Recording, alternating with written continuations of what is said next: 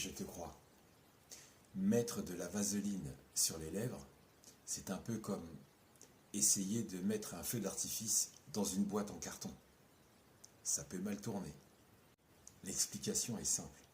Dis-toi que la vaseline est une substance occlusive, c'est-à-dire qu'elle forme une barrière sur ta peau, empêchant l'humidité de s'échapper, et donc là, ça craint. Si la vaseline est appliquée sur des lèvres sensibles ou sur des lèvres irritées ou abîmées par exemple par le froid, elle peut piéger la chaleur et l'humidité, ce qui peut entraîner une sensation de brûlure. Et à en appliquer souvent, la vaseline emprisonne les bactéries, les impuretés et les salissures sur tes lèvres. Donc imagine un peu celles et ceux qui l'utilisent pour les rapports intimes. Mauvais plan.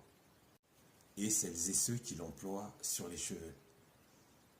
C'est très bon pour la calvitie. C'est très bon pour favoriser la calvitie. C'est un peu comme si tu enfermais un dragon dans une boîte. Il ne va pas kiffer. Il va s'énerver et il va cracher du feu. Tout comme le colibri de la jante féminine. En plus, la vaseline n'est pas conçue pour être ingérée.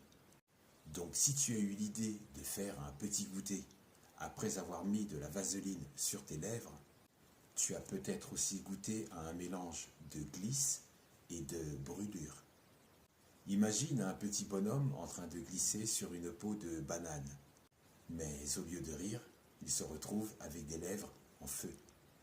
Donc imagine la dame qui s'en met sur les lèvres du Ouistiti. Mais au lieu de prendre du plaisir, elle se retrouve avec la porte des étoiles en feu.